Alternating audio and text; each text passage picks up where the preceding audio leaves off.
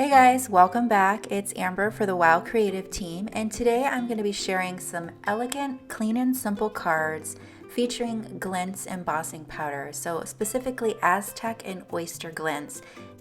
These are such gorgeous powders and they emboss so smoothly with just the most beautiful glimmer to them. You can see that I've swatched them on top. I swatched them on white cardstock and then punch it with a 1-inch punch. So here I have Simon Says stamped tiny words. I have a selection of mega alphabet dies from All to New, which are perfect if you want to do some floral photography, which we're going to do today. And then I have the rose filament die set also from All to New. And then a little foliage die here, and this is from the envelope liner die from All to New.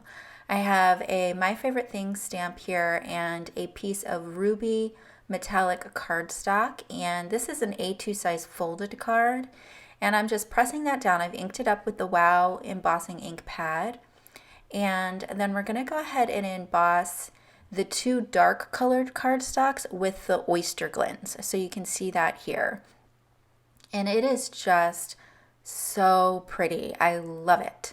If I can find this stamp from My Favorite Things, it's called Etched Flowers. It's an older one. You may already have it. If I can find it, I'll link it down below. I'm not sure if it's still being sold or not. So I'm just going to remove my masking tape there, and that was just 2-inch Post-it tape, and then I'll go ahead and heat this. I do have this on the lower setting. This is the WOW Dual Speed Embossing Tool.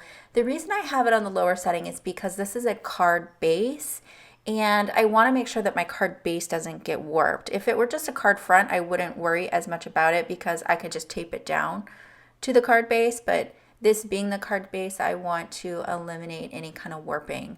So you can see it's just, of course, magical. I think this is the thing that gets a lot of us into card making, is the magic of heat embossing. And this powder is absolutely beautiful. So it has almost like a gold pearl color to it, and because it's translucent, it takes on a little bit of the color of the cardstock underneath. So I think that this is just so elegant. Now here on the lighter colored cardstocks, I'm using the Aztec Glintz, and this has a peachy gold tone to it, which this actually ends up being my favorite card of the bunch. This is a rose gold metallic paper, and with the Aztec Glintz, I just think it's gorgeous. Here I have another stamp here. Again, these are older background stamps, and I picked them because I wanted some fine lines to keep it elegant, and even though there's a lot of pattern to this, it doesn't appear overly busy. So again, for the darker cardstocks, I used the Oyster Glintz. For the lighter ones, I've used the Aztec Glintz. So I've gone ahead and cut 2 rose filaments out of coordinating cardstocks, and I've cut out the letters as well, and I'm just going to get those glued together, and I'm just using the Ranger multimedia matte glue here with the fine tip applicator just to get little bits of glue underneath there. I'm not going to pop up the rose filaments on any kind of foam tape. I'm just adhering them flat to the letter, and then I will put foam tape underneath the letters to pop them off of the card. So for this other little piece of foliage here, I am going to pop up the leaves on top of the letter with some foam tape, and I'm going to go ahead and get these adheres. They have a little stem, so I tried to weave some of the leaves in and out of the letters like you would see with the floral typography that you see in graphic design, like on magazines and signs and things like that. That was the look that I was going for.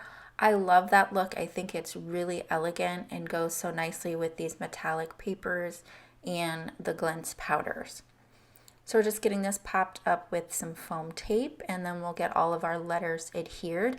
I actually went ahead and adhered all of the letters and got them popped up before I stamped my sub-sentiment. Now, you have a couple different options here. So I'm going to stamp sub-sentiments on these because I'll either give this as a gift set for someone to send cards out to their friends. Or you could also, if you're getting married or a friend of yours is getting married, you could actually do this as the cards for the bridesmaids or the wedding party. And they would be beautiful cards. You could match it to the colors of the wedding, and you see where I'm going. So you could definitely do that as well. So here I have the tiny words. I went ahead for the congrats and I pulled down the two ends so that the sentiment would be curved to go along the C and match a little bit better. And then what I'm stamping in, so when I'm stamping on metallic papers like this, they're semi-porous. They're not going to absorb the inks like your Neenah Classic Crust Solar White would. They sit on the surface just a little bit more. And so I'm using the StazOn pigment inks. I prefer the pigment inks because they dry super, super fast.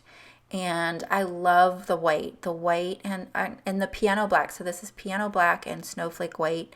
And I just think they show up really well and they stamp super easily, even just with a stamp block. So here you can see the cards here. That one is my favorite, the rose gold. And I love the combination of the rose gold and the purple. And I will have these cardstocks listed down below in case you're interested. This one is interesting. It's called Virtual Pearl, and when you turn it, it has a little bit of a blue sheen to it. So here are some close-ups so you can see how beautifully the embossing has turned out. And there you can see that curved sentiment and how nicely those pigment inks stamp on the semi-porous surface. So I hope that you enjoyed these projects today and will give it a try. If you do, tag us at Wow Embossing and me at Notable Ink. Thank you so much for stopping by, and I'll be back soon with more inspiration.